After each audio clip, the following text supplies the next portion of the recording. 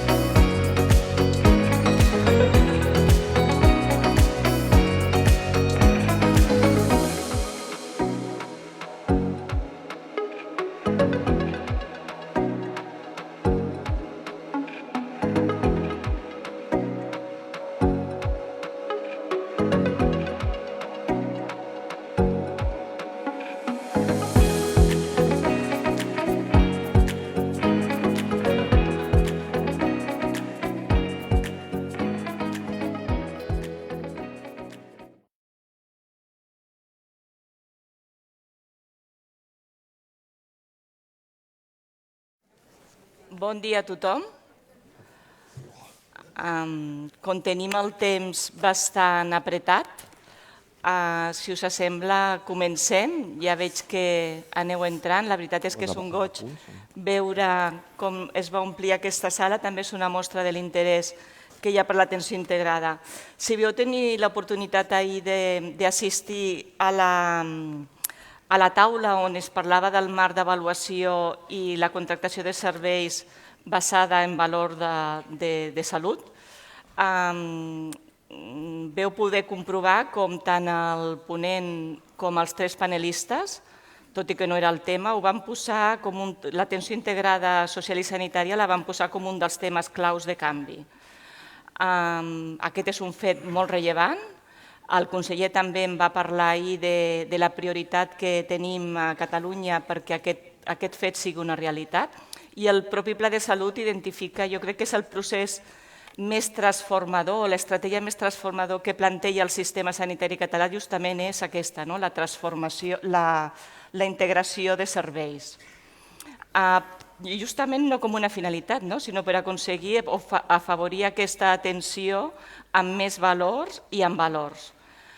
Però la realitat és molt tossuda i tots sabem que és molt complicat, és molt difícil assolir aquesta atenció integrada. Ja és difícil quan estem parlant d'integració en el sector salut, però quan parlem d'integració de dos àmbits, el social i el sanitari, que estan en situació de desequilibri, que a més tenen dues realitats diferents en quant a criteris d'accés, en quant a estructura, a organització i a pressupost.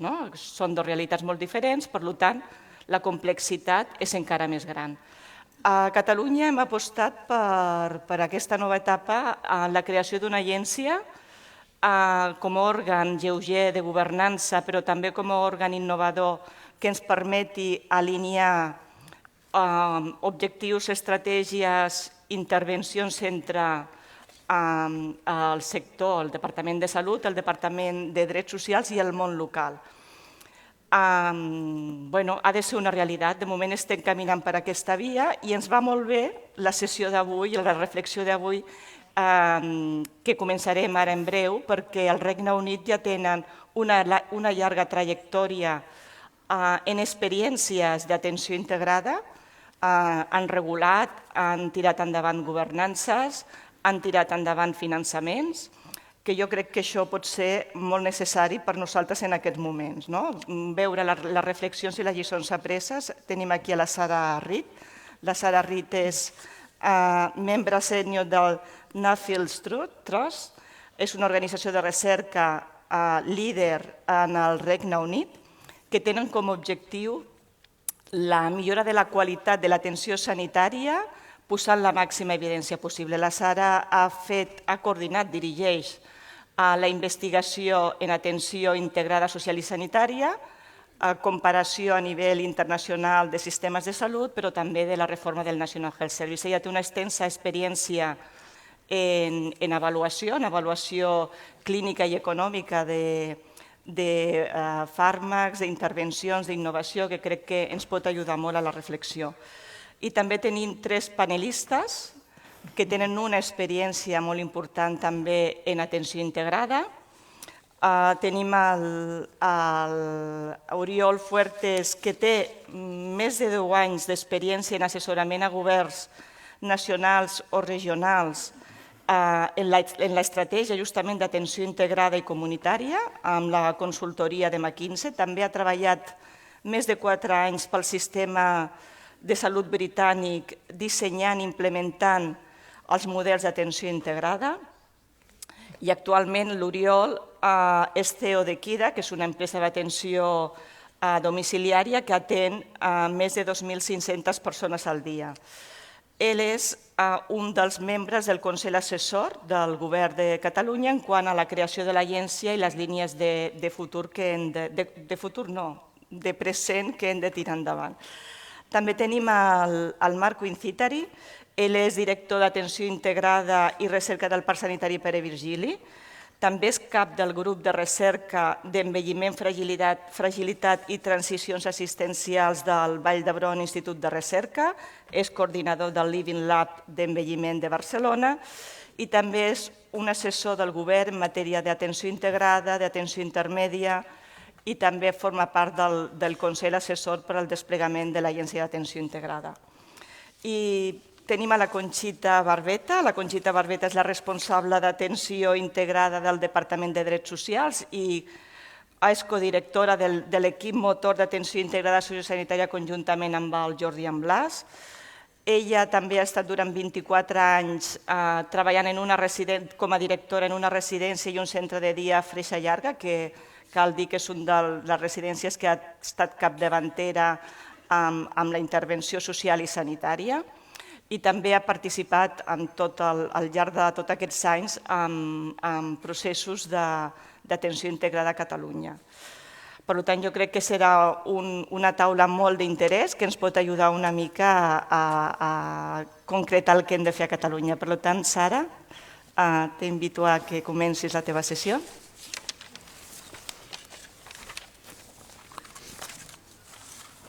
Yes, good morning, and thank you. It is such an honor to be here and to be able to share some of the reflections coming out of the United Kingdom and our journey towards integrating health and social care. And I know in the current political climate, you might be wondering, why would I ever take advice from the United Kingdom right now on anything? But I think hopefully when it comes to integration, this is an area where we can offer hopefully some important wisdom or lessons from our own experience. But let's see how we get on. In terms of what I'll be discussing this morning, I'll start with just giving a high-level overview of what health and social care looks like in the UK, because I think that's important context to understand when trying to make sense of our approach to integration and the different journeys we've been on towards integration. I'll then say a bit about what our history of integrated care reforms has looked like in the UK, reflecting a bit on where we've got to and why. I'll then turn to the data to discuss and reflect a bit on what outcomes and effects we can see as a result of these integrated care reforms, whether we can see they're making a meaningful, tangible difference for patients. And then I'll conclude with just some reflections on what this might all mean for policy moving forward and where there might be valuable lessons or insights for other health systems, including here, who may be embarking on similar journeys. So starting then in terms of how health and social care is organized in the UK, and here I really want to just get across 3 main points. The first being that when I talk about the health and social care system in the UK, I am indeed talking about 4 different health and social care systems, because similar to Spain and the UK, each constituent country has full control and autonomy over how they organize health and social care services. So since the late 1990s, when devolution came into effect, England, Wales, Northern Ireland, and Scotland have each had full local control over how to organize those services. And there's a lot of similarities between the 4 countries, but as I go through, I will point out where there's important differences as well to be mindful of. Another important feature to understand, and I think this will be similar to your own context here, is that healthcare services, at least, are funded primarily through general taxation, and they're founded on the principle that all people who normally live in the UK will be entitled to care on their level of need and not their ability to pay. So that is one of the founding principles of the National Health Service, and that applies in all 4 countries of the United Kingdom. But it's a very different story when it comes to social care, and there each country has some different form of means testing to determine whether or not you can access social care services. And I'll say in a minute what I mean by social care, but that is a really important distinction when thinking about some of the access issues and the challenges that that might create for how to bring these services more closely together. There's a lot of detail here on this slide, but really just want to show what those different eligibility criteria and funding approaches for social care look like across the UK. And when I talk about social care, what I mean here is often what's referred to as long-term care services, and I think it is similar in terms of what it looks like in Catalan, but I think really each country of the UK has a means testing approach. So if you have assets above the upper thresholds listed here in the top row, that means that you have to pay mostly out of pocket or privately for your services in social care. And if you have means below the lower threshold, you might be entitled to government-funded care, and then everyone in between will have to meet partially the cost of their care, depending on their level of need. And social care there includes things often referred to as long-term care services, but it'll be nursing home services, residential services that don't have a medical component, home care or domiciliary care, so services that enable people to live independently and well in their own homes. Those are the types of services that I'm talking about when I'm referring to social care.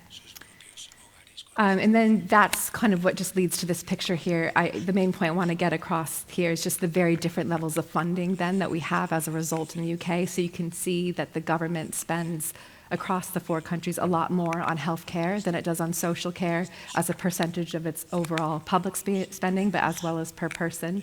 So again, that will play out in important ways when thinking about the different access issues and challenges, perhaps for resources and capacity in bringing these services together. And the last point on context really that I want to get across here is just that, so while there's different approaches to funding and access, there's also very different approaches to who makes decisions for health and social care as well across these services. So on the healthcare side, for the most part across the UK, that really sits with the NHS. NHS organizations directly receive funding and get to have control over how those services are organized and delivered. But when it comes to social care, and actually a lot of public health services as well, that sits with local authorities and local government, so democratically elected officials in each locality. And there again, that kind of creates a division and a split between who has accountability and who makes decisions. That is something that through reforms we've been trying to reconcile and bring more closely together. The one exception to all of this, and I will keep bringing this up as we go on, is Northern Ireland, which, given their unique political history, they've actually had fully merged health and social care for some time now. So one body that makes both of those decisions and who receives funding to do so. So that, but we'll talk about as I get on whether or not that seems to have been beneficial and make a difference for how well those services collaborate and work together. The other point I just want to get across here in context before we dive in is just there's also different approaches across health and social care in terms of how different providers are paid, and that also creates different incentives and complexity in the system that needs to be worked through. So when it comes to healthcare, services are mostly capitated or paid on a population basis, where for social care they're paid per diem or per day and a bit more activity-based. So that creates different incentives that exist. The one exception is England, where actually our hospitals are still paid through a portion of activity-based or fee-for-service type payment. But because that's been a real barrier to integration and having more preventative-based care. There's been a real move away to have more capitated, blended-based funding models, but the main point I want to get across there is just that it's enormously complicated with different decision makers and different incentives existing with health and social care at the same time. So with all that context in mind, let's get into what actually integration has looked like then across the UK. And we really have been on a long journey ever since the time of devolution. So over 20, 25 years ago, this has been a consistent policy focus of the respective governments of the UK. In our work, we've counted nearly 70 different major policy initiatives since the late 1990s that have been really aimed at bringing these services across health and social care more closely together.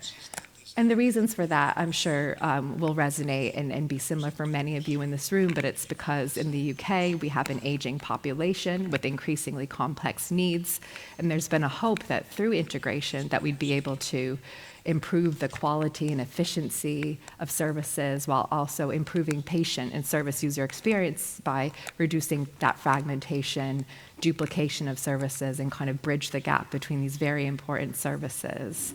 But I would say over time, so where maybe integration first started out with a focus on very specific patient population groups, so maybe those who are aging with frailty or people with complex needs like dementia, it really has broadened out to be a very broad policy ambition of how can integration actually just become better at improving population and health and well-being more generally and tackle deep-rooted inequalities we have in the UK that have been widening consistently over time, with the thinking that if more services are working and collaborating more closely together, they'll be better at planting prevention and more proactive models of care. It will be able to help people live independently and well in their communities for longer.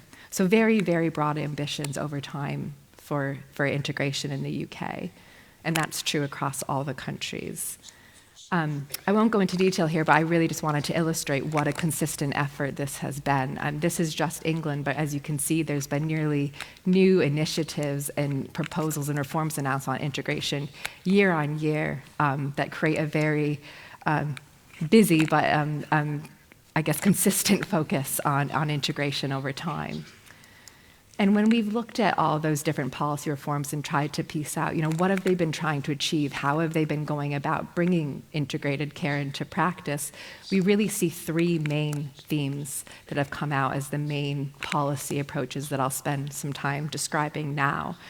The first has been a real focus on getting the governance and organization and planning processes right for integration. So creating joint committees and boards where local authorities and health organizations will come together and come up with a common strategic plan and vision for how to organize care for their population.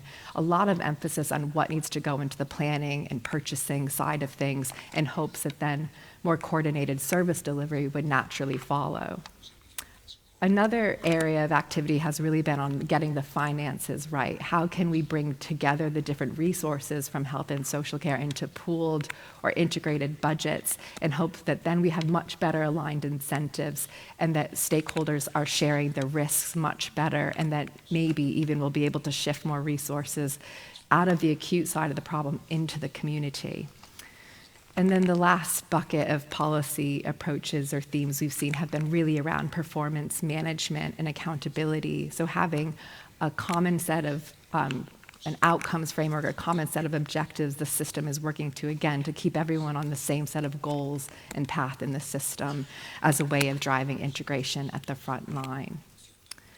So what this has looked like then across the UK, and there's a lot of detail here, but I'll pull out, I think, the most important things to know. So this top line there, this describes what those joint governance and partnership structures look like currently in the UK.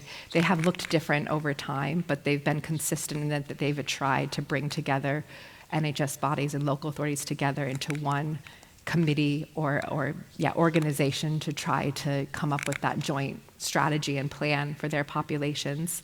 The exception will be, again, Northern Ireland because it has been integrated already just naturally for some time. But yeah, like for example, in England, this year we announced the new reforms where now the country is organized into 42 different integrated care systems that oversee populations of roughly between 1 and 2 million people.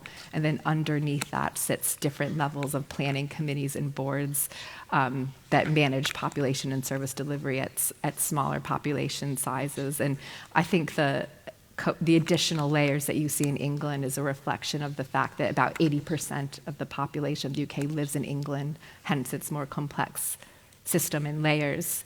But where there are important differences and similarities in what these integrated partnerships have looked like, I think one important, it was a difference, but now it's a similarity, is until recently it really was only Scotland and Northern Ireland where these integrated partnerships had any legal authority. So they were enshrined in law. That meant that they could hold resources directly. They could have their own staff. They had legal accountability to drive change, where in England and Wales, these partnership arrangements were more voluntary in nature. It wasn't a requirement. But that has changed this year, actually, with legislation being passed in both England and Wales to give these bodies a legal basis. So now they, too, can control funding and are the main vehicles in which decisions are made. Other important differences or similarities, I think in terms of the membership is an important one. So given the broad aims of integration, there's always been questions about who should be involved in these partnerships. So health and local authorities, of course, but then also if we're thinking about inequalities, what's the role for education, for criminal justice, other services? Do they have a seat at the table and voice in these decisions? And there's been different approaches to that. England has had more of a flexible approach, not really defining who needs to be in these partnerships for each place, but having some requirements, for example, that patients and citizens are directly represented, where Wales and Scotland have had a different approach where they've had a much broader set of criteria for who needs to be involved and have a voice at the table.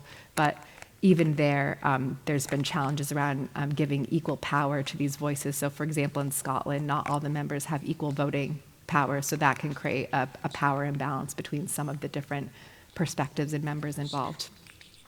The other point I'll briefly touch on is just that there's been questions about boundaries and how the geographical catchment areas align for these different areas. So that's been really complicated because health and local authorities have different territorial boundaries. They don't always map on neatly, and the countries have had different approaches to dealing with that, with some finding ways of bringing them together and aligning. But then in England, for example, it's variable, and there's some areas where local authorities serve on multiple integrated boards, which can just add another layer of complexity.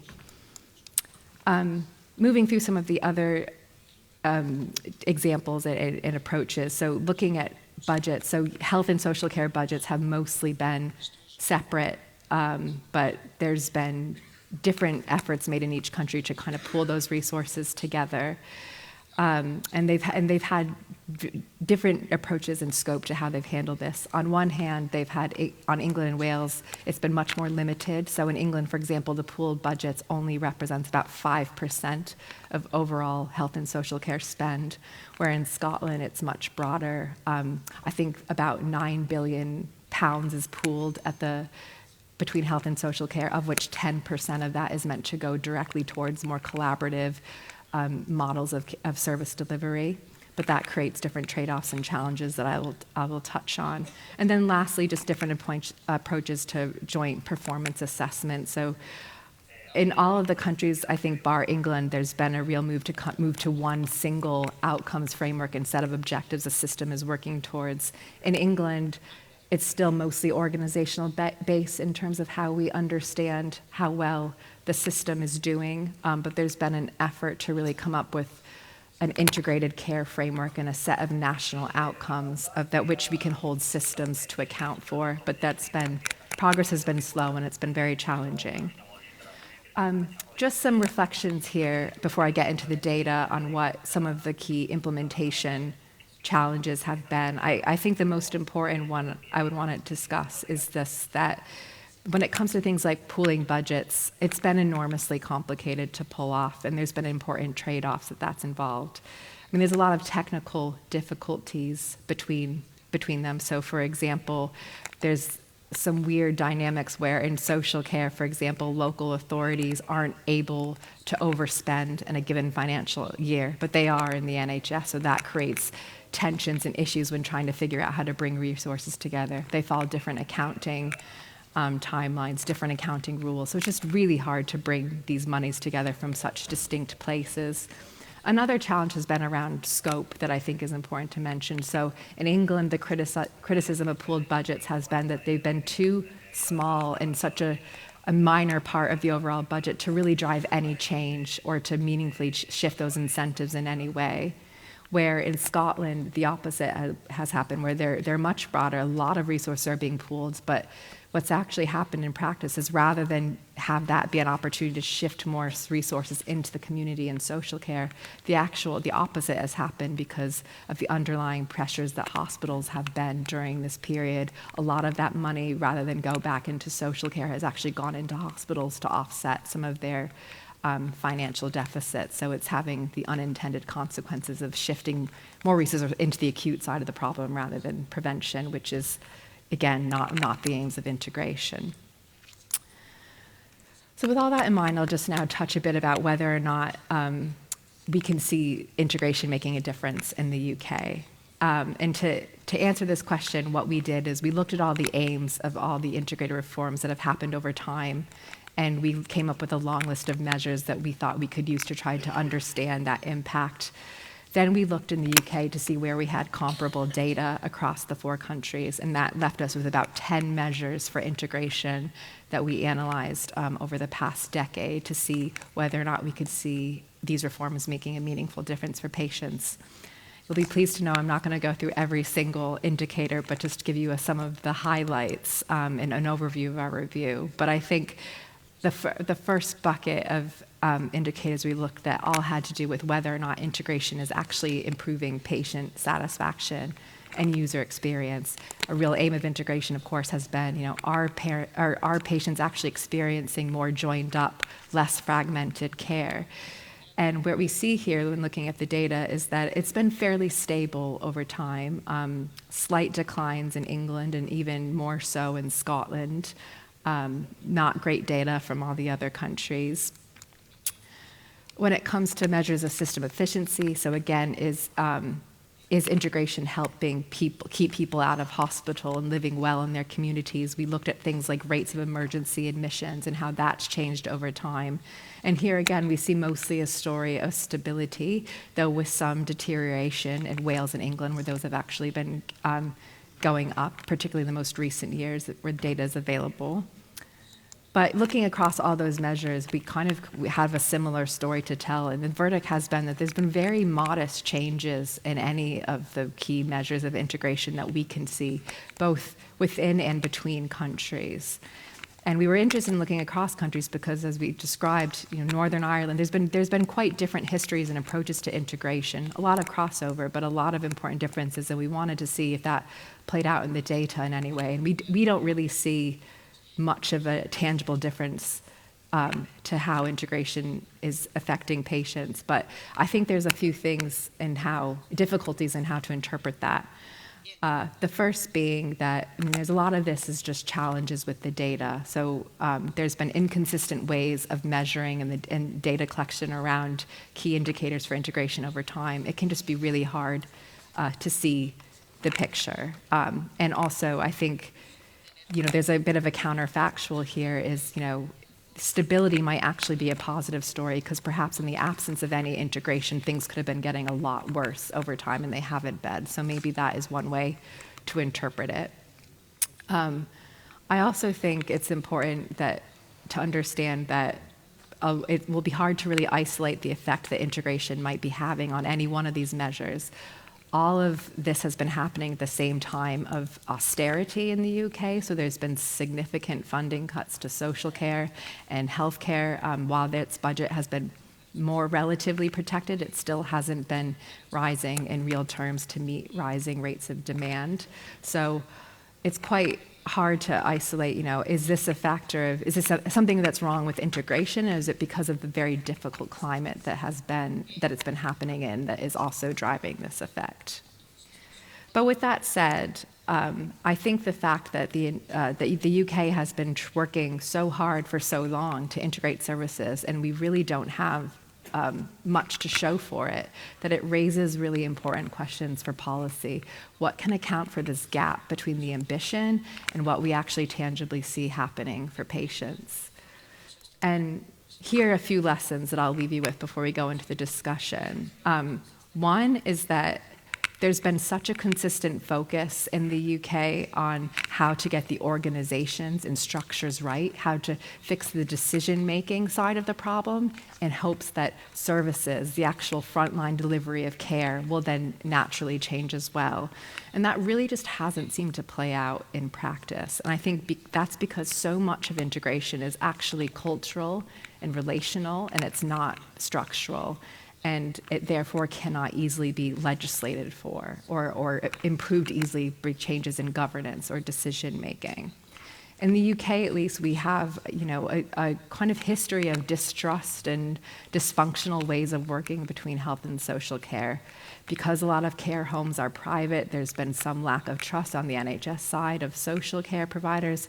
And on the reverse, there's been a lack of trust in the NHS for over-medicalizing issues that really have a social problem or root cause to them. So I think these cultural changes are not something that's been easily fixed. And in England, we passed a law that says now everyone has a duty to collaborate, but that in of itself doesn't create effective collaboration if some of those behaviors and cultural tensions are not also addressed at the same time. That gives me to my next lesson or takeaway, is that integration really isn't a quick fix to system problems. What we have in England, while we have been, or across the UK, not just England, but where we've had a very consistent focus on it for 20 years, if you'll recall from that timeline, within 20 years, we're announcing a new reform or way of doing something almost on a yearly basis. And what's happened is that means, we haven't given any one of these partnership arrangements really time to embed and mature and have those relationships develop before they're disbanded and replaced with something that's similar. So even though it seems like it's been consistent, it's actually been quite disjointed and not being able to give that time and longevity to any one way of doing something. I also think that there's been an expectation among policymakers that integration will be able to really achieve quick wins and things like cost savings in the short term. But what we've learned is that integration actually, for it to work well, requires a lot of upfront investment and resources to allow teams that thinking space, that time to kind of develop those relationships and new ways of working that then can be embedded over time. And that doesn't happen quickly. And often it requires, a lot of money to so-called double-run services where you're actually continuing what usual care is and with the old way of doing things while you're also paying for the new way and then only shifting over when the new integrated models are mature enough and ready to kind of take over. But that's not how it's happened in policy in the UK. That brings me to the next point about that flows from that, which is about realistic expectations. It's realistic expectations, yes, in terms of the time and the capacity that I've just mentioned, but it's also in having objectives that are reasonable and commensurate with what integration can be expected to achieve. I've talked about this a bit, but really there's been a real disconnect between what we expect from integration and the policy context in which it's happening. So it's very unlikely in the UK that we'll ever be able to shift more resources and care out of hospital into the community and social care when there's just no resources, staff, beds, infrastructure in social care to absorb that extra demands. So if integration isn't also happening alongside workforce planning and investment, it's in some ways setting it itself up to fail, and that's something we've seen consistently in our own history.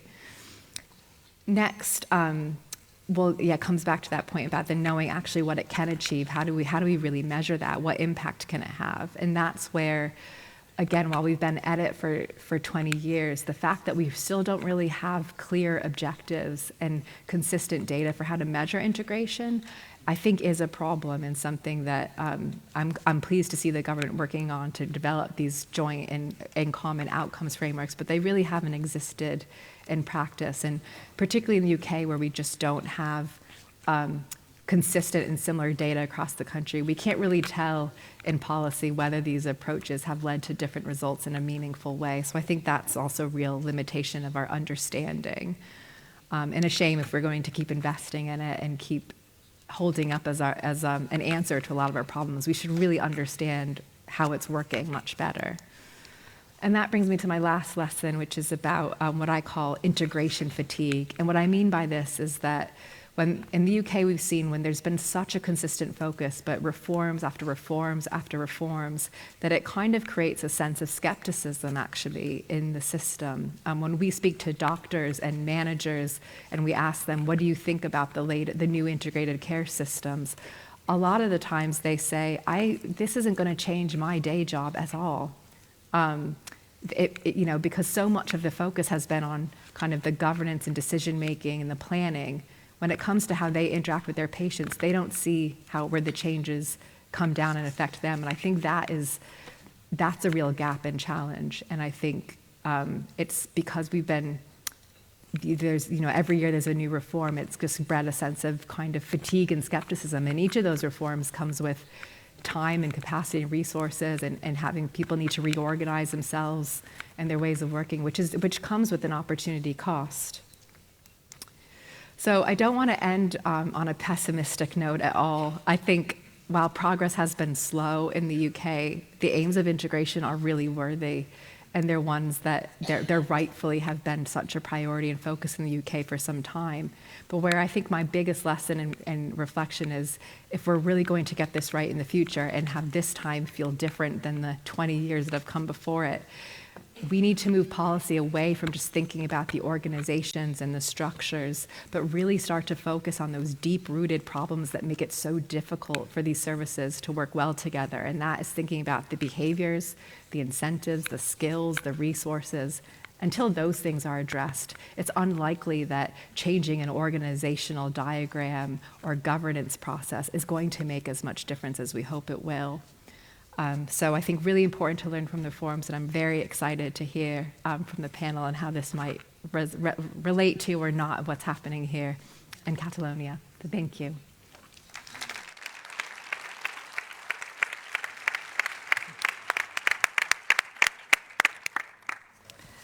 Moltes gràcies. Realment les lliçons que heu pres jo crec que seran de molta utilitat per nosaltres, no? Unes bones reflexions que ens has plantejat. Jo us animo també a tota l'auditori que a través de l'aplicació ens pugueu traslladar preguntes que podem fer-li amb ella, però també als panelistes i ara comencem amb ells.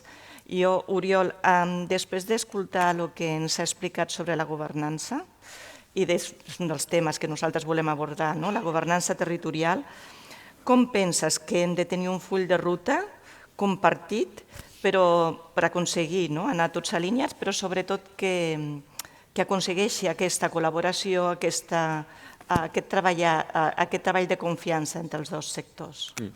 El primer, agrair a la Sara i a tots els que esteu aquí per l'organització i només compartir que fa uns 13 anys estava sentat allà a l'esquerra de tot organitzant el Pla de Salut 2011-2015 i és una gran il·lusió compartir amb tots vosaltres i el camí que hem fet aquests anys. Jo crec que hi ha un parell de prèvies molt rellevants. La primera és que no hi ha...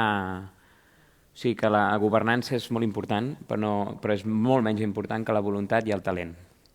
Si ho volem fer i ho sabem fer, la governança ens ajudarà. Pots posar la governança que vulguis, que si no hi ha ni la voluntat de fer-ho ni el talent per fer-ho, la governança no et porta gaire lluny.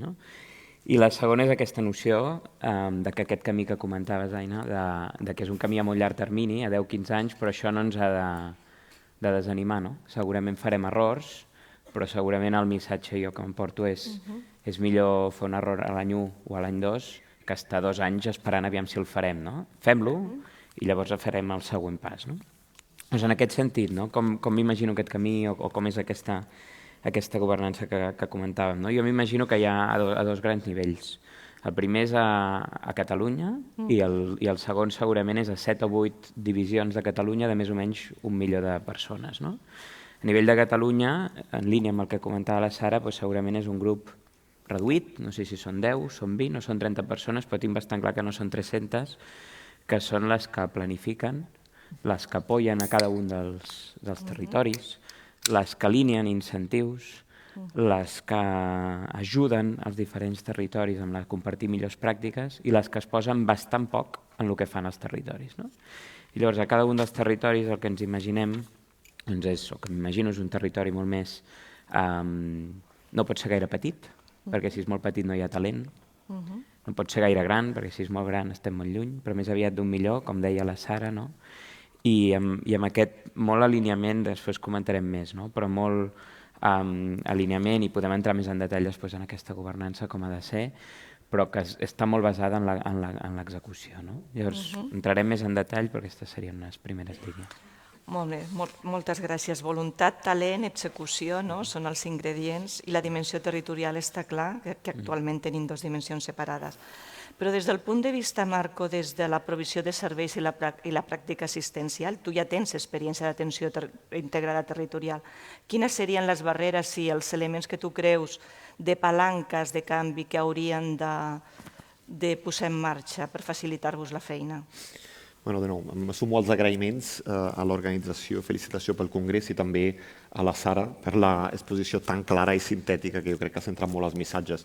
A mi em toca parlar una mica més de la part potser micro, meso-micro, del punt de vista de salut, que és la part que conec més, és a dir, que nosaltres hem treballat més amb integració entre nivells de salut, en part també intentant una mica estendre la part social. A mi, del que ha dit la Sara, una de les coses que més m'ha agradat i que més comparteixo és el tema, i una mica ho ha apuntat l'Oriol, de la necessitat de treballar l'aspecte relacional, que és veritat que estem molt capficats amb l'aspecte organitzatiu estructural, que és molt important, que les dues coses anen alhora, però possiblement, clar, comencem per la part organitzativa estructural perquè d'alguna manera, tot i ser difícil, perquè veiem que no passa, és la part conceptualment més fàcil, perquè sabem que després l'important és vèncer la resistència al canvi de cultura de les organitzacions, les inèrcies i arribar a que els professionals canviïn la seva pràctica, perquè sense això, que potser era el que tu deies, Oriol, talent, sense això no ho podrem fer. Llavors, pensant, clar, les barreres evidentment n'hi ha moltes, i pensant una mica en com estructurar-les, en qui, com i per què, jo diria que si n'hagués d'identificar 3, diria que el qui, més que la definició de la població, potser seria qui és l'altre, o sigui, en qui ens hem de relacionar, en qui hem de treballar. Si ho miro des de l'òptica de salut, jo penso que molt poc professionals sanitaris i també molt poques organitzacions entenen què són els serveis socials, com estan organitzats, quins són els seus objectius, quines són les seves pràctiques, quines són les seves dificultats i quins són els seus recursos. Potser l'àmbit de treball social és el que més coneixement té, però la resta jo crec que realment en tenen molt poc. Llavors, clar, si no sabem qui és l'interlocutor, com l'hem d'anar a buscar, doncs és molt difícil poder treballar de manera integrada. Sobre el com, jo crec que és un aspecte que ha sortit molt ahir, que com a barrera diria, per part de salut, la pressió assistencial, les pràctiques professionals molt, diguéssim, carregades i atapeïdes, i també la falta de professionals. Intentem modificar la manera de treballar, però clar, ens estan fallant en aquest moment els fonaments de la pràctica, diguéssim, diària, perquè hi ha molta pressió, sobretot després de la Covid, i també falten professionals. I com a barrera sobre el per què, jo aquí també crec que hem de fer una mica una autocrítica com a sector salut, en aquest cas, que una mica parlo des d'aquesta òptica, que és els objectius que hem anat posant han sigut objectius canviants, a vegades contradictoris. Si recordeu, hem tingut l'èmfasi del PCC MACA, de la identificació dels plans individualitzats i compartits, dels quals en un cert moment se n'ha parlat molt menys. Són vigents, no són vigents, què hem de fer? Jo crec que com a professionals i com a institucions fins i tot es perd una mica el punt de vista. Insistim demanant diguéssim, objectius molt centrats sobre l'eficiència hospitalària, les estades, els reingressos, etc., però falta una mica un full de ruta, fins i tot dins de salut, jo crec, una mica homogeni. Llavors, si hagués de parlar de palanques, tu deies barreres i possibles palanques, crec que en aquest cas tornaria a l'aspecte de relacional, intentem treballar mentrestant creem l'agència, que és la part estructural d'endreçar els pressupostos, etc., comencem a treballar més des de baix intentant una mica afavorir aquests pilots que els anglesos han fet de fa molt de temps i que nosaltres, home, sí que n'hi ha alguns, i els coneixem, no?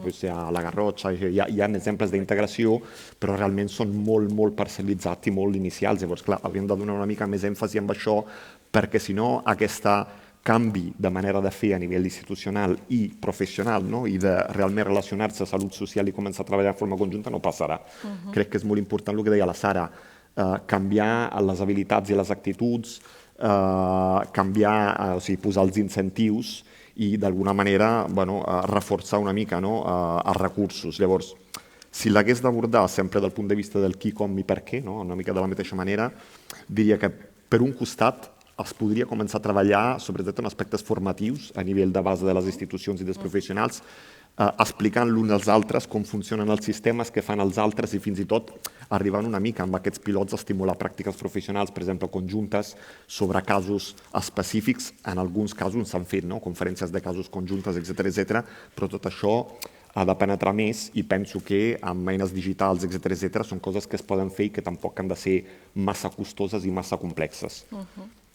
El tema del com és molt complicat en aquest moment, no? Vull dir, si no tenim recursos, com això ho podem fer? Si estem demanant als professionals de les institucions de fer més amb el mateix, llavors crec que és molt important emmarcar-ho amb l'objecte d'aquest congrés, és a dir, les pràctiques de valor.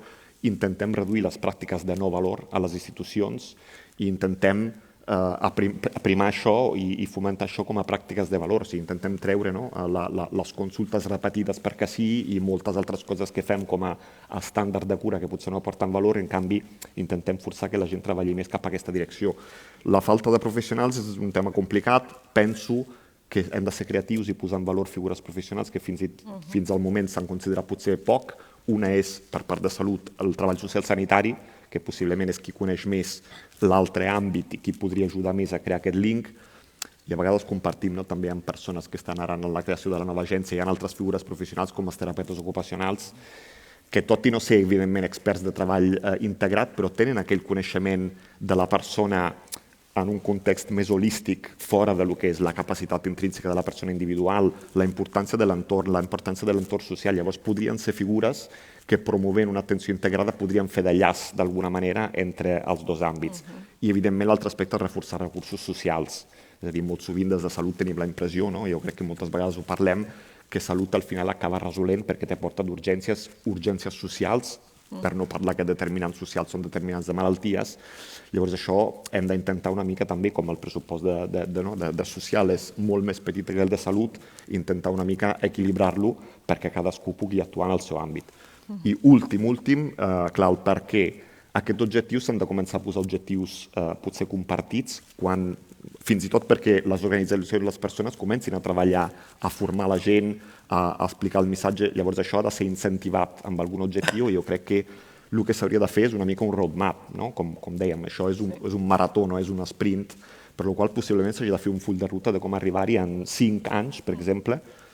Jo sempre explico quan viatjo que una cosa que m'ha semblat molt bona de l'estratègia catalana ha sigut l'estratègia per intentar orientar les organitzacions a enganxar-se a la història clínica compartida. O sigui, està clar que no es podia fer un dia per l'altre, un any per l'altre, perquè suposava un cost d'inversió, un canvi de conducta, etc. Llavors, a poc a poc s'han posat objectius a les institucions perquè s'alineessin i s'enganxessin d'alguna manera, creessin aquesta interoperabilitat.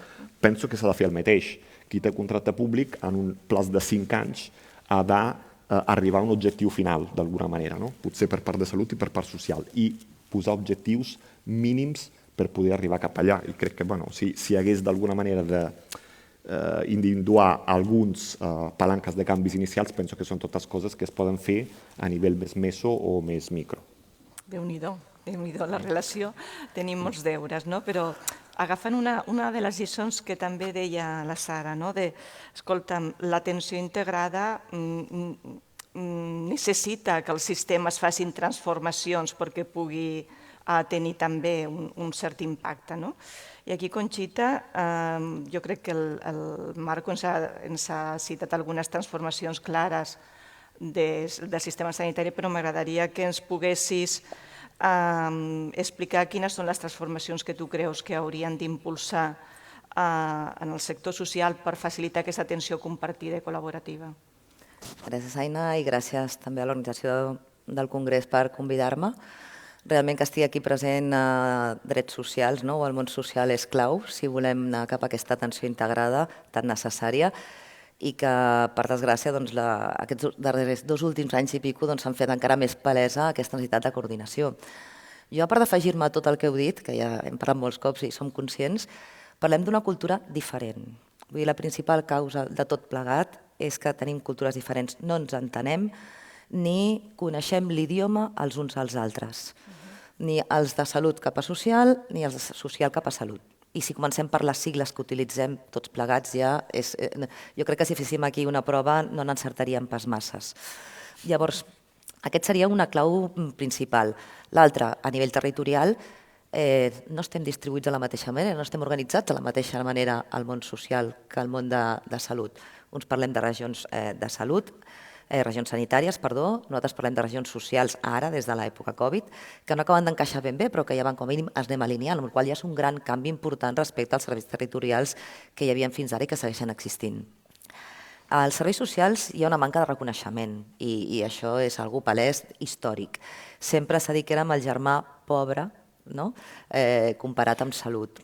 I en últimes èpoques hi ha una frase molt típica, i perdoneu l'expressió, que salut és com un elefante quan entra en una cacharreria, que també hem d'agrair-ho, i així ho dic, tot l'esforç que s'ha fet durant aquests darrers anys i pico pel suport i la implicació que hi ha hagut, sobretot en l'àmbit residencial principalment, i així aprofito per agrair-ho.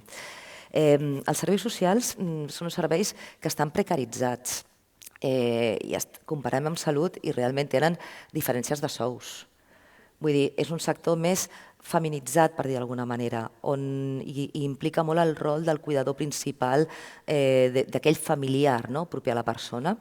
Si no arreglem això, si no equiparem el tipus de contractació d'aquests professionals, si no equiparem els sous i no equiparem carreres professionals, si ja és difícil per salut trobar professionals, pel món social encara ho és molt més complicat. Llavors jo crec que això és un dels grans canvis que s'haurà de fer.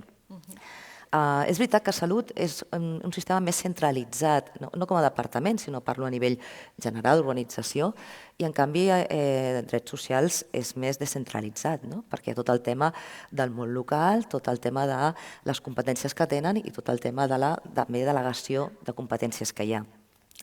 Intento anar una mica així perquè s'amplia el món social també. Per suposat que anem enrere, molt endarrerits respecte al tema de sistemes d'informació. O sigui, al món social, no compartim, i és així, informació entre el que seria el departament amb el que seria la informació que tenen a nivell de les entitats, del que seria el món local, municipis, àrees de serveis socials, consells comarcals, etc. Amb la qual cosa, la informació del propi ciutadà, de la persona, no la compartim. Amb la qual cosa, imagineu-vos encara la complexitat a l'hora de com plantegem compartir-la amb salut, que és un dels grans reptes que tenim. Finançament, ja ho heu apuntat, Marco, i també Oriol, ja ho heu deixat clar.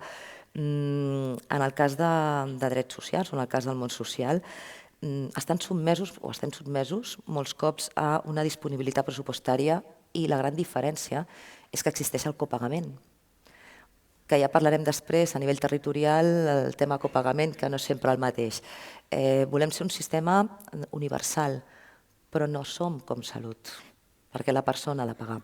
I ara que em refereixo a la persona, permeteu-me que ahir en una de les taules d'experiència del pacient, Salut sempre parleu del pacient. Nosaltres parlem de la persona. I jo crec que també un canvi que hem de fer tots plegats és que parlem de persones amb necessitats complexes a nivell sanitari, parlem dels PCCs, parlem dels MACAs, de la complexitat, de la multimorbilitat, i parlem de necessitats socials, la vulnerabilitat, la pobresa, la solitud, la manca d'habitatge, vull dir, tots aquests temes, el maltractament, vull dir que són conceptes que hem d'anar arrelant. I quan ara ens referim a l'atenció integrada, quan volem parlar conjuntament ens hem de referir a les persones que ens tenen necessitats concurrents, socials i sanitàries, de complexitat, referint-nos tant a la complexitat de malalties cròniques com el que és la part de necessitats socials, problemàtica social. Està clar que hem de repensar les polítiques i les organitzacions. Hi ha un altre tema que a mi, quan la Sara ho ha explicat, o he vist la diapositiva que ha presentat, És curiós, no? Però el tema del finançament, m'he fixat que la despesa que hi ha a nivell de United Kingdom és d'un 20%, o per sobre d'un 20% amb l'àmbit de salut. En canvi, es quedava entre un 3 o un 4% amb el que era l'àmbit social. Vull dir que jo crec que aquí no és una cosa que ens passi aquí, que ens està passant a tot arreu, no?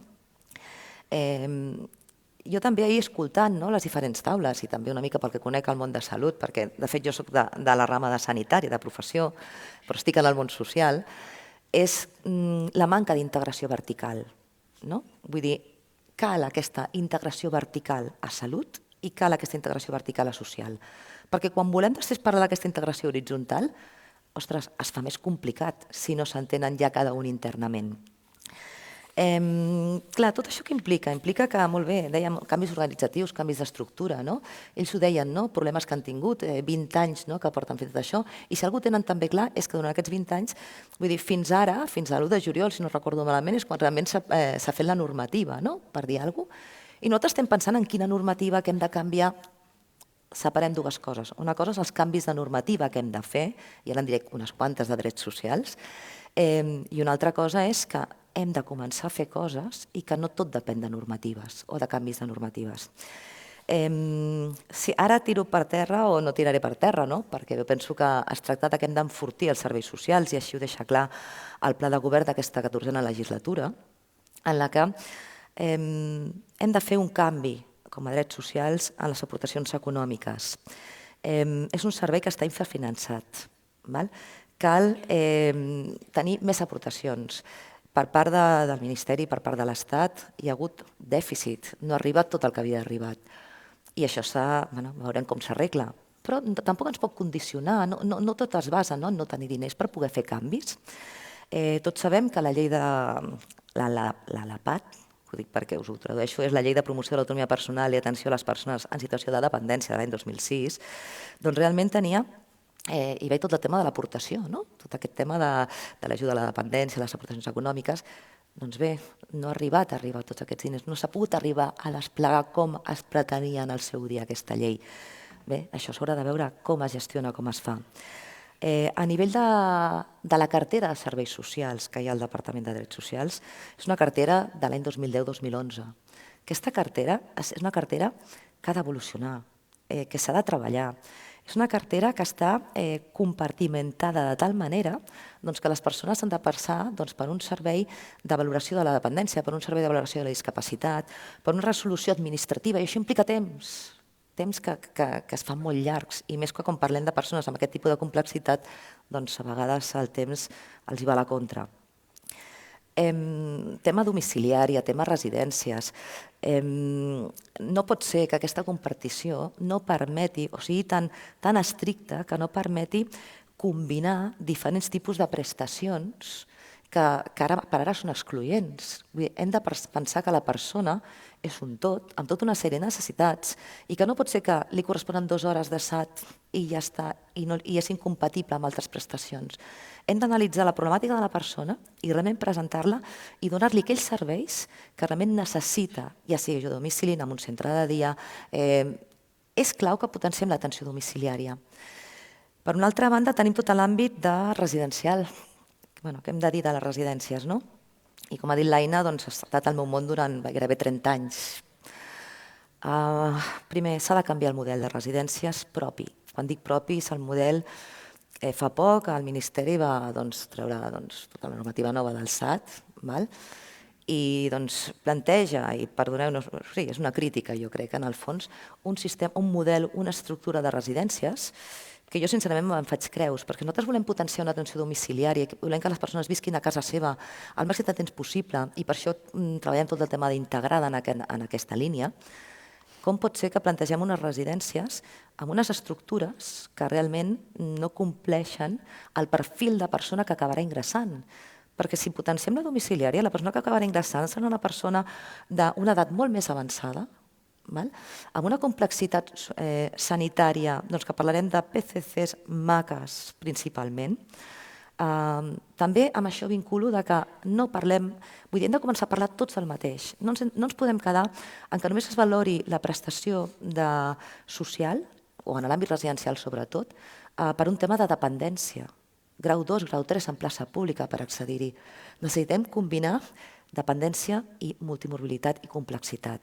Jo crec que aquests són canvis dins de molts altres que s'han de fer, dins d'aquesta cultura que hem d'anar canviant, i jo penso que la clau en tot això és l'atenció integrada, és aquesta agència que no es tractarà de que canvi el que ha de fer un departament o un altre, les competències de cada un, però sí que ha de servir per aquest punt, aquesta planificació i aquest nexe d'unió. Gràcies, Conxita. Has fet com un pla estratègic aquí en 10 minuts sobre l'atenció integrada. No, molt bé, molt bé. Nosaltres volem començar aquestes experiències que també heu fet, més que experiències, començar a desplegar l'atenció integrada. Jo no parlaria d'experiències pilot perquè el que volem és que passi, per tant, esperem que això sigui envolvent i que vagi a tot el territori. Per l'atenció domiciliària integrada. Vull dir, clau, la persona vol estar a casa seva. I aquí, Oriol, m'agradaria que ens aportessis alguna reflexió perquè al Regne Unit han explorat diferents models de finançament. Com l'apliquem aquí? O sigui, tenim diferències de molt diferent grau de desplegament. La teva experiència també al Regne Unit, què ens aconselles?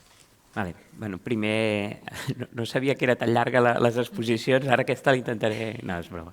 No, hi ha diversos punts. Jo crec que el primer punt és que no és tan diferent el nostre model que l'anglès.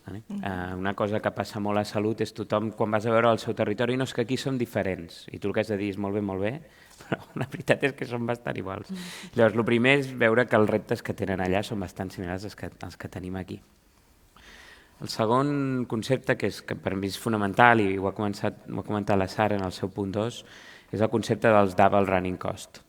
Quan vols transformar en el sector de salut, on la gran majoria de la despesa ja està fixada l'1 de gener, o inverteixes en paral·lel, o parlaràs molt, però les nòmines s'han de pagar cada dia 31. I, per tant, has de ser capaç d'estar disposat a tenir double running cost. I això lliga amb el primer que dèiem.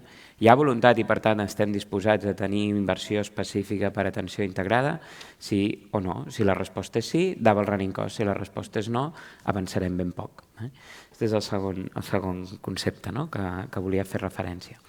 El tercer concepte entorn a finançament és hi ha dos models bastant separats, que un és més meritocràtic i l'altre és tots arribarem a l'hora. Algo que a mi em va agradar molt quan vaig estar a l'experiència a Anglaterra és que van donar als territoris un temps bastant reduït per organitzar-se i fer el pla. Els van donar uns 30-45 dies, no els van donar 2 anys. I anava lligat a uns criteris i en aquests criteris anava lligat als fons que rebies. Això és més meritocràtic que no que diem tot el territori arribarem al mateix temps, al mateix moment. Perfecte, però llavors no transformarem perquè les capacitats, el talent, la complexitat en cada un dels territoris de Catalunya no és la mateixa. Tant si el que volem és arribar a l'hora, arribarem més tard. Llavors, un concepte que per mi és important a l'hora de parlar de finançament és si lliguem aquest finançament de transformació a criteris meritocràtics alineats a quan clar és el pla, quin és l'alineament del lideratge local per fer-ho, quins són els incentius en aquell territori per fer-ho, etc. o no, com a tercer concepte. I el quart concepte és que avui tenim el finançament distribuït clarament entre CatSalut, aquí ho tenim millor a Anglaterra, allà quan estava allà hi havia 300 CatSaluts equivalents, els CCGs. Aquí per sort tenim un i les regions sanitàries, però després tenim tots els municipis i consells comarcals, i llavors tenim drets socials, i en part alguna a les diputacions. Per tant, tenim diners a 4 llocs. Un concepte fonamental amb el finançament és que si volem finançar atenció integrada i transformació, hi haurà gent d'aquests organismes que tothom hauria d'estar disposat a dedicar una part dels recursos de manera conjunta. Hem vist a les 4 columnes, que explicava molt bé la Sara, que en alguns llocs està totalment integrat, com a North Island, i en altres llocs està parcialment integrat. Però alguna cosa hem de compartir. Per tant, torno al concepte inicial que feia referència, que és el de la voluntat i el talent, que jo sempre explico que si volem avançar hem de trencar el model actual. Si vull fer truites haig de trencar ous, no puc fer truites sense ous. I per tant, amb el finançament, que jo crec que és al final molt del que mou i més del que estem parlant avui, és molt important que les 4 entitats que tenen diners diguin, mira, conjuntament volem aconseguir aquests objectius i conjuntament dediquem una part a posar-los conjunts. Si no, tindrem agències i tindrem plans. I ja està, no tindrem gaire més. Llavors, això jo crec que és una mica els conceptes entorn a finançament, que jo diria. Moltes gràcies. Molt clar, però molt complex, vull dir, però està clar que la realitat de cada territori ha de marcar també el futur. Trenquem-nos també en l'avaluació, perquè hi ha un aspecte molt important. Mai podrem conèixer l'impacte de l'atenció integrada si no la podem mesurar. Aquest és un fet i és clau. Què t'ha semblat la perspectiva que ha explicat Sara i què creus? Com tindríem que abordar l'avaluació? Què és l'atenció integrada i com la mesurem?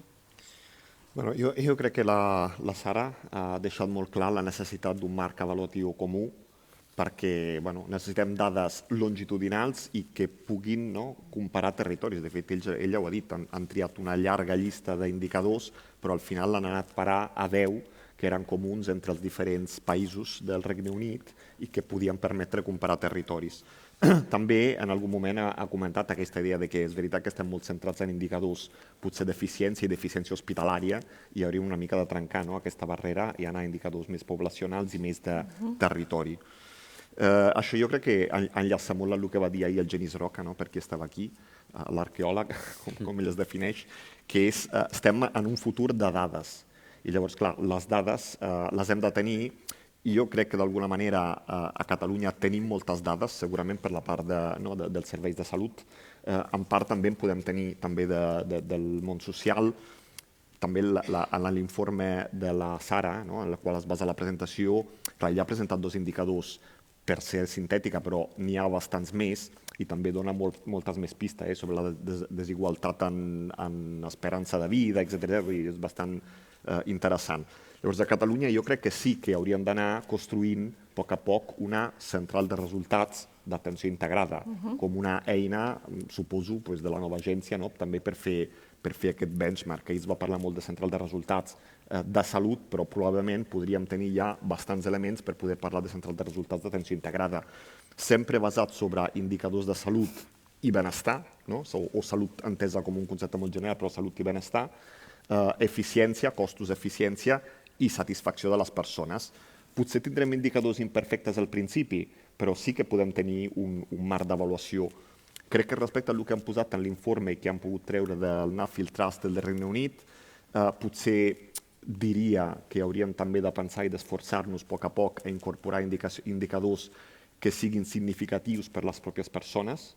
Alguns estan molt lligats, per exemple, a l'eficiència, com és, ho he dit moltes vegades, en la literatura sempre cada vegada més surt la importància d'un indicador com els dies a casa, pensant que és un indicador important i que les persones realment el que li interessa és romandre al domicili més possible i si fomenten l'autonomia vol dir que les persones podran romandre al domicili. Llavors és un bon indicador d'eficiència del sistema que no estigmatitza l'ingrés hospitalari.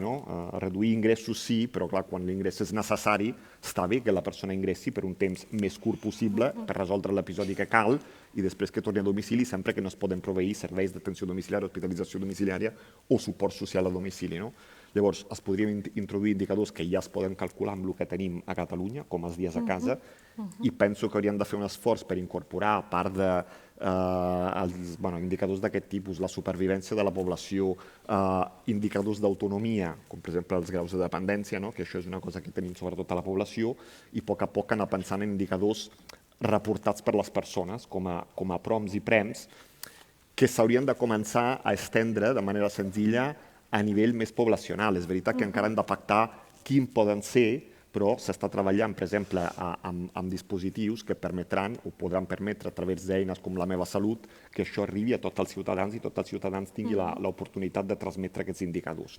Llavors crec que també és important podríem començar amb dades que ja tenim, encara que siguin imperfectes, però a poc anar evolucionant en indicadors significatius per a les persones, comptant amb les persones, és a dir, codissenyant-nos a les persones i que els usuaris realment ens diguin també per ells quins són els més importants, molt orientat a l'autonomia i a la qualitat de vida.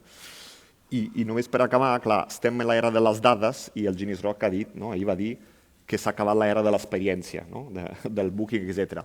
Jo penso que en una òptica d'implementació en la qual no volem parlar de pilots, però al final seran projectes d'implementació, projectes transformadors territorials que ens hauran de permetre una mica d'error, no? D'error i ajust, no? Com tu deies, l'Oriol ho deia al principi.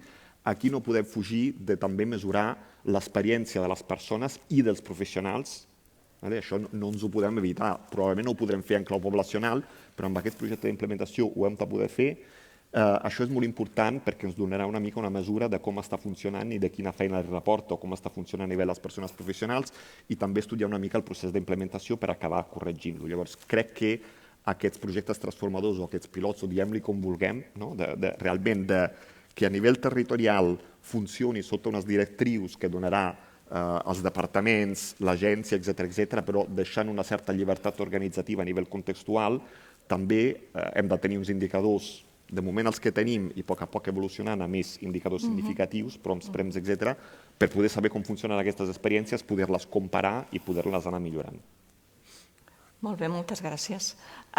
Conxita, ja en determinats moments ha sortit el tema, el paper del món local, que tu també l'has citat i que té una rellevància important. Com creus que ha de jugar dintre de l'atenció integrada tenint en compte que ells gestionen el SAT, la teleassistència?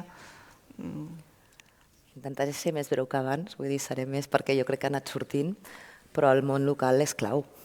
Vull dir, no es pot fer una atenció integrada si no parlem de drets socials, salut i món local. Vull dir, això és clau. El món local és l'administració més propera, d'alguna manera, al ciutadà, a la persona, ja sigui a nivell municipal, supramunicipal, consells comarcals, són qui tenen aquestes competències, a nivell del que és la creació i la gestió del que serien els serveis socials necessaris que té la persona i així com dur a terme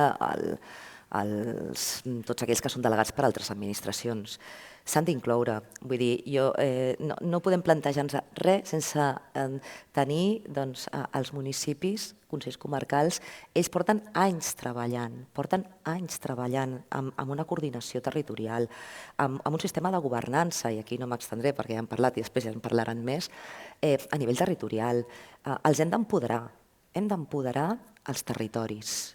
I els territoris estan formats per això, pels ens locals, per aquests professionals que formen part dels ens locals, pels representants dels departaments corresponents dins del que seria a nivell territorial. Jo crec que aquesta és la clau.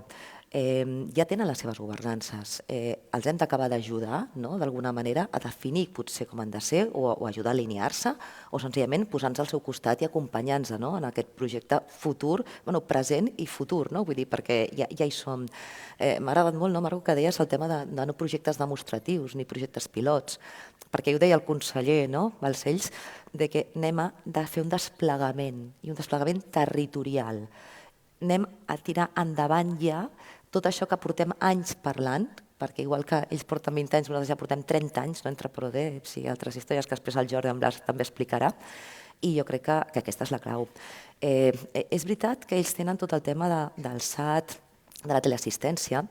Una altra crítica més és que és una que està infrafinançat, que hi ha diferències a nivell territorials, que molt depèn del pressupost que té cada municipi, que mitjançant el contracte programa que es fa amb drets socials valoren aquelles necessitats que hi ha a nivell socials de territori i fan aquesta contractació, que d'alguna manera s'ha de regularitzar per aconseguir aquesta equitat en tots els territoris, perquè no pot ser que un ciutadà en un territori tingui un copagament per un SAT, un servei d'atenció domiciliària, o per teleassistència i en un altre no en tingui.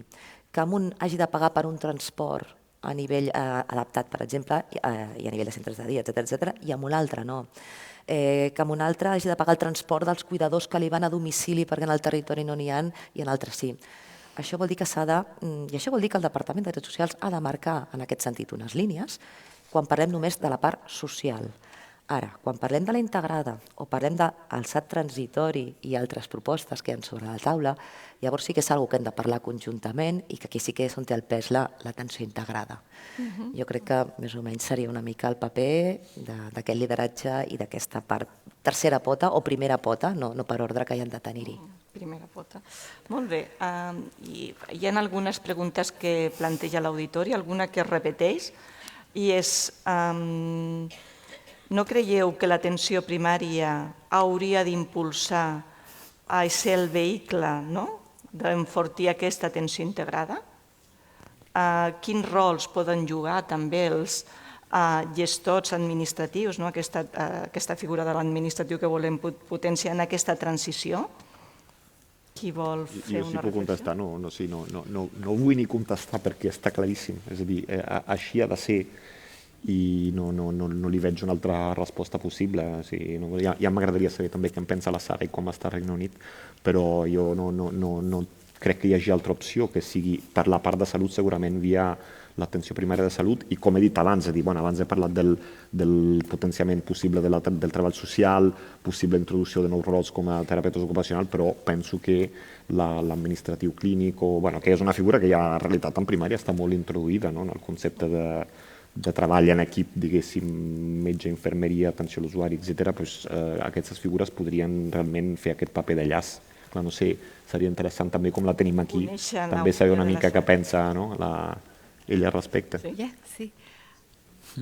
Yes, the role of primary care in general practice is so important to the experience of integration, and that I think the history of services in the UK, we have a very primary care driven health system, so we operate a gatekeeping system. So primary care is the patient's first point of contact on the healthcare side at least. But I think the challenge we've seen is that we've really overstretched general practice and primary care services, and integration can only function if you have a vibrant general practice, but there we see even more acute pressures in terms of staff shortages, lack of infrastructure, lack of data, and I think when I speak to general practitioners and primary care physicians, often they say that every problem is being tacked on to us to be the solution for it, but we're not then given resources to be able to play that vital role and really be taking on more of this capacity and truly operate a true primary care driven model of service. So I think the answer to that is yes, but like with everything we've talked about, it needs to then be backed by the talent, the resources, the capacity, the culture, and I think that's where we have some real chronic challenges still in the UK. Sara, hi ha una pregunta específica per tu del Pedro Cano, en el que ens diu que has presentat 2 indicadors d'avaluació que s'han mantingut bastant estables, però que hi ha algun indicador que te pregunta si hi ha algun indicador que hagi millorat o empitjorat clarament a Anglaterra. Bueno, Anglaterra, Gales, Escòcia, totes les 4 experiències que has fet una avaluació. I think there was a problem with the translation. Sí. What she's saying is if you show 2 KPIs that were quite flat, but are there other indicators that go up or down other than those 2? I do think where we've seen integration have the greatest impact. So it has been harder to see with things like cost savings, I think, because those take much longer to realize over time. But I referred to social care experience. We have seen, I think, more improvements on at least healthcare experience and reducing those fragmentation. I think that's where we actually have seen a lot of gains with integration.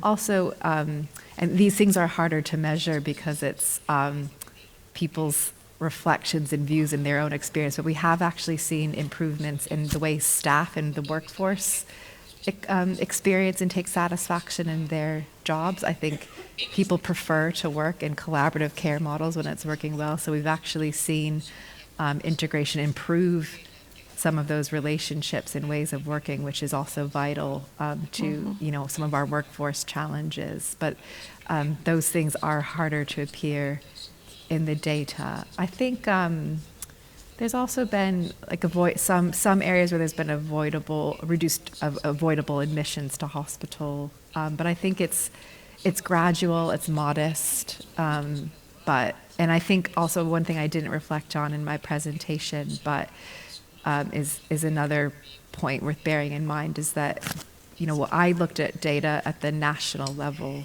but a lot of these changes are much easier to see at a more local, regional level, because there's so much variation in terms of how well integration is working in different parts of the country. And I was really reflecting on some of the comments from the panel where each local system is starting from a very different position in terms of some of what their populations look like, the challenges they have, the way those relationships, those cultures, that looks so different across the country. So we have some parts of the UK where they've had really striking improvements, but that's because they have kind of those relationships are much more mature and embedded. So I think if you looked at a more micro or local level, you might see more positive stories to share in the data, but it's just when it's aggregate at the national level, that's where it's a lot harder to see how this is all coming together to really change our path.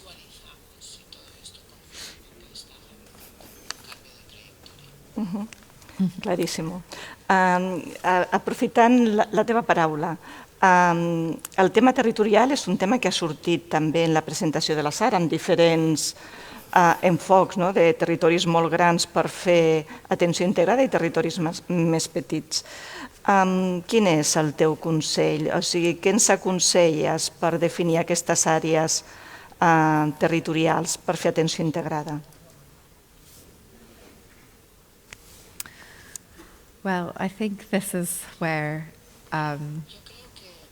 it's just been such a big issue, I think, in the story of our integration. There hasn't been, I think, one answer to it. So we do have some, Northern Ireland where it's a bit more straightforward, or I think even Wales where they have found a way to have one local authority, one health board, and it's mapped really neatly. In England, that's really been impossible given how large or how more complicated those boundaries are. And I think our government has done I will give credit where it's due. They've really thought thoughtfully about it. And I think rather than come up with one solution for everyone just saying, we're going to align them, they actually looked at each area and said, what would make the most sense here? And sometimes that meant reorganizing boundaries because that worked with the local leaders and they could get that consensus and buy-in. But there were some areas where it was just a bridge too far, and it was just like for political, social, cultural, and that had to just be okay. There's I think just accepting the messiness of it and just not trying to force one solution to it for every part of the country has been our big learning there.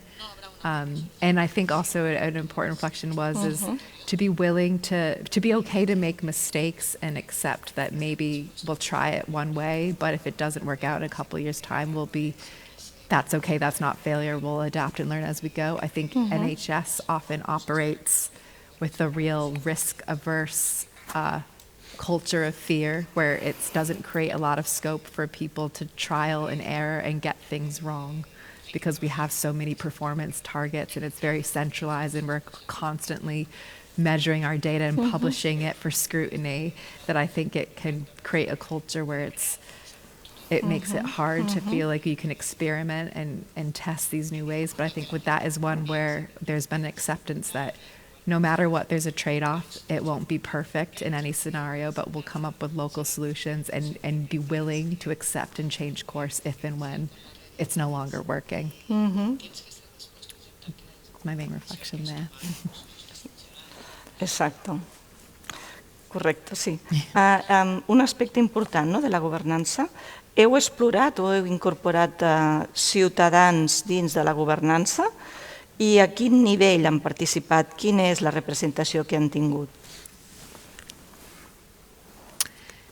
Yeah, so each country of the UK has made an effort to directly include citizens in that governance framework or process, and it has looked different. In England, for example, there's a require at least, if not directly citizens themselves, there have to be patient groups or representatives. We have groups called Health Watch, which are local patient organizations whose job it is to kind of reflect patients' views into decision making, and they have to have a formal seat at the table in England in those decisions. And, Scotland, for example, requires not just patients, but service users and carers to be involved in those decisions. But I think where there's a difference between having a seat at the table and having a voice into decisions. And I think that's where there's often been concerns about the power imbalance. And often, even if it's not the intention, it's often the NHS, given its scale, size, influence, that can crowd out, become the dominant view. And patient groups and patients don't always feel like they're given equal voice, or they're left out of the equation even when they have that seat at the table. So I think it's been a challenge to nurture that relationship. And on the data side as well, I think we're not good. I mean, we have survey data and some data about patient experience, but a lot of those insights about how patients actually feel about how it's go, those qualitative, rich insights, there's no real systematic way of collecting those and feeding them in to these decisions. We have a patient survey that happens once a year, but that's not really giving you that real-time view into how things are working. And I think that's where there's been, I think it's prioritized, but whether or not we've achieved it yet, I would say, is a question, and probably have a long way to go. Es camino para recorrer. Muy bien. Yo no sé si los colegas panelistas que estuvimos hablando tenéis alguna pregunta vosotros directamente para Sara. Yo creo que sería una oportunidad. Jo en tinc una o unes quantes, però com tenim un parell de minuts potser la podem fer, que és una pregunta una mica provocatòria. Clar, en aquest moment el Regne Unit està vivint una bona inestabilitat política, que a vegades recorda més països del sud i d'Europa que no pas del nord.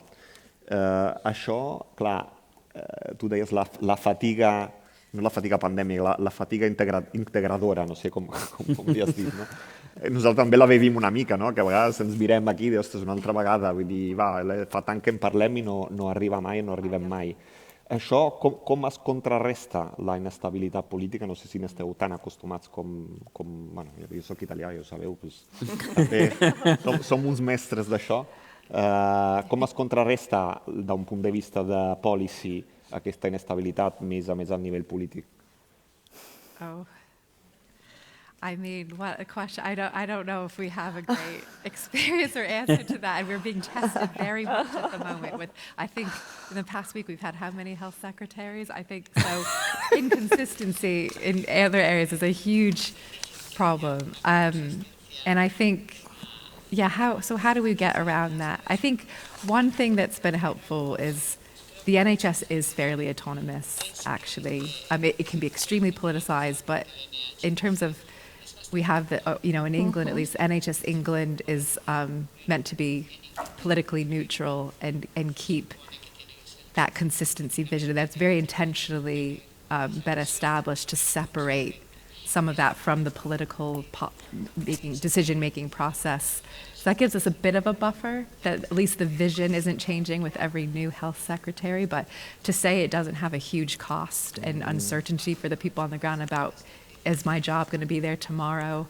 Is this going to abruptly change? And I think at the moment, not even knowing how much money exists in the system, given how quickly budgets are changing and the effect of some of the announcements on our economy, it's hugely uncertain. I think the other problem is that this is a moment of acute pressure. And I think when you speak to clinicians and doctors right now, they're trying to get through the day. They're not thinking about how to be more collaborative and outward-facing and ways of working, even if those are the answers to some of these big problems is through integration. They're like, I've got 7 million patients waiting for care. I'm just trying to get through and see as many people as I can. I don't have time to reflect and think. So I think there's a huge dose of reality we need about what we're going to achieve. I think, unfortunately, the UK for a bit will be getting through a crisis. Crisis can breed change and innovation, we know that, but I think we should be very reasonable with what we expect at the moment. Not to end on a bad note. Está claro. Jo solament, només una cosa, ja sé que ara és el temps, però no vull fer-te aquesta pregunta. Després d'aquests 20 anys d'experiència que teniu, i nosaltres que iniciem aquest procés sumament important en aquest moment, que a partir de les vostres lliçons, què ens aconselles que fem per accelerar el procés i facilitar aquesta atenció integrada? 2 o 3 coses, Sara, més no.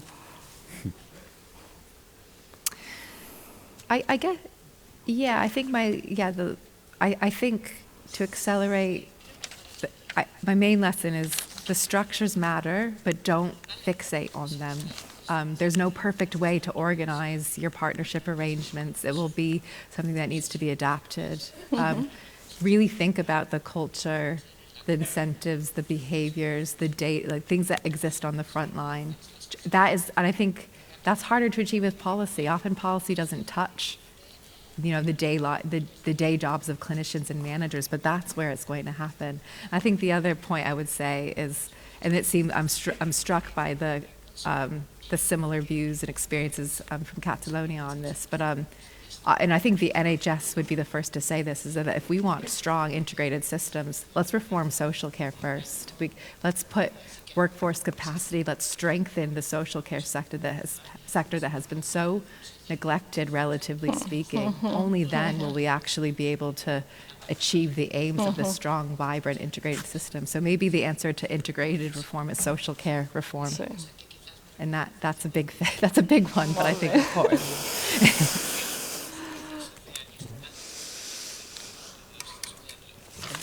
Thank you. Moltes gràcies. Thank you. Molt bé.